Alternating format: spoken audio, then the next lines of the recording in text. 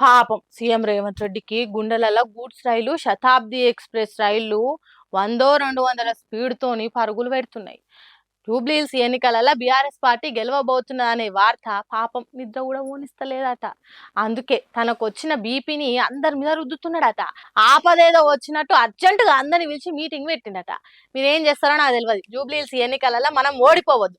ఒకవేళ మీరు పట్టింపు లేనట్టుంటే ఢిల్లీ పెద్దలు నన్ను గల్లబట్టి గల్లీలు ఇసిరేస్తారు, అయితే మాకేంది అని మీరు అనుకోకుండ్రి. నాతో పాటు మీ పదవులు కూడా ఓడిపోతాయి. అధికారంలో ఉంచాలనా తీసేయాలనా అనేది అధిష్టానం చేతులు ఉంటది. చేతులు కాలినాక ఆకులు పట్టుకుంటే నాకు మీకు ఏం ఫాయిదా ఉండదు. పోస్టులు ఊస్ట్ అయితాయి. అందుకే ఆగమేఘాల మీద ఈ మీటింగ్ పెట్టిన. కాబట్టి ఇప్పటికైనా ఏం మించిపోలేదు. ఏం చేస్తారో నాకు తెలియదు. జూబ్లీహిల్స్ ఖచ్చితంగా గెలవాలని ఖరాఖండి చెప్పిండట. ఓ దిక్కు సర్వేలన్నీ బీఆర్ఎస్ పార్టీ ఫుల్ మెజారిటీతో గెలుస్తుందని చెప్తున్నాయి. పబ్లిక్ ను ఓట్లు అడిగేతానికి పోతే ఎన్నికల ముందు మీరు చెప్పింది ఏంది, ఇప్పుడు చేస్తుంది ఏంది అని ఎదురు ప్రశ్నలు వేసి అవగొడుతున్నారు. ఎవరి నోటిన్నా కేసీఆర్ సారు కడుపు సల్లగుండా కారు గుర్తుకే మా ఓటు అని చెప్తున్నారు. అసొంటప్పుడు కాంగ్రెస్ పార్టీని ఎట్లా గెలిపియాలని నెత్తి పట్టుకుంటున్నారట. రేవంత్ రెడ్డి మీటింగ్ కు పోయినోళ్ళు రిగ్గింగ్ చేసిన, దొంగోట్లు వేయించిన, పోలీసులతో బెదిరించిన, ఏం చేసినా బీఆర్ఎస్ పార్టీ గెలిచేటట్టు కొడుతున్నది. ఎంత తిప్పల పడ్డా కాంగ్రెస్ పార్టీ గెలిచేటట్టు లేదు. సీఎం రేవంత్ రెడ్డి సాబేమో ఖచ్చితంగా గెలవాలి అంటున్నాడు. ఏం చేయాలరా దేవుడా అని పర్షాన్ అవుతున్నారట. మంత్రులు, ఎమ్మెల్యేలు, ఎమ్మెల్సీలు, కార్పొరేషన్ చైర్మన్లు, పార్టీ లీడర్లు, నామినేటెడ్ పదవులలో ఉన్నోళ్ళు సీఎం మాటలిని తేగా జించుకుంటున్నారట. ఏం చేసినా జనం షీదరించుకొని ఈ షీ కొట్టుడు తప్పేటట్టు లేదనే బాధల మునిగిండ్రట. పాపం వాళ్ళకు వచ్చిన కష్టం పాకిస్తాన్ దేశపోని కూడా రావద్దు పోన్రి. పొట్టోన్నెత్తి పొడుగోడు కొడితే పొడుగోన్నెత్తి పోషమ్మ కొడుతుంది.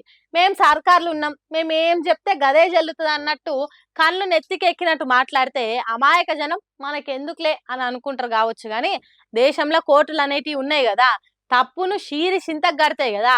హాగో ఇప్పుడు అదే పని చేస్తున్నది సుప్రీంకోర్టు రోడ్డు భద్రత కమిటీ.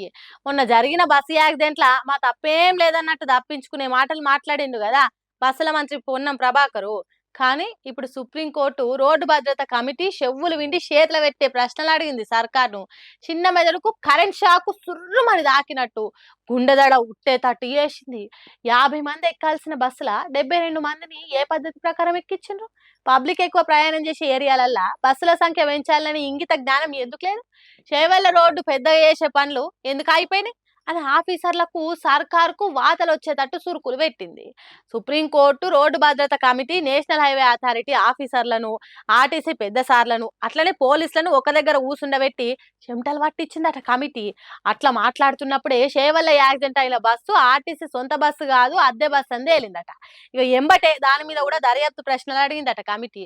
రాష్ట్రంలో ఎన్ని అద్దె బస్సులు ఉన్నాయి, దాంట్లో రాజకీయ లీడర్ బస్సులు ఎన్నున్నాయి, బస్సుల కండిషన్ మీద ఎప్పటికీ చెకింగ్లు ఎందుకు చేస్తలేరు, సత్వలేని బస్సులలో సామర్థ్యానికి మించి మందిని ఎందుకు ఎక్కువ ఎక్కిస్తున్నారు, ఎక్కువ లోడ్ ఎందుకు అని అడుగుతుంటే ఒక్కరు కూడా నోరు మెదపలేదట. సర్కారు చేసిన తప్పుల వల్ల మనం తిప్పల పడాల్సి వస్తున్నది కదా అని గులుక్కుంటున్నారట. ఇక ఆఖరికి ఇప్పటికైనా బస్సులను కండిషన్లు ఉంచుండ్రి, బస్సుల సంఖ్య పెంచుండ్రి, ఓవర్లోడ్ బస్సులలో ఎక్కించకుండ్రి, డ్రైవర్ ఫిట్నెస్ ఎప్పుడు ఉండేటట్టు చూడుండ్రి అని చెప్పిందట సుప్రీంకోర్టు రోడ్డు భద్రత కమిటీ. లేకపోతే కంట్ల కారం పెట్టినట్టు చేస్తానే గట్టి వార్నింగ్ ఇచ్చిందట.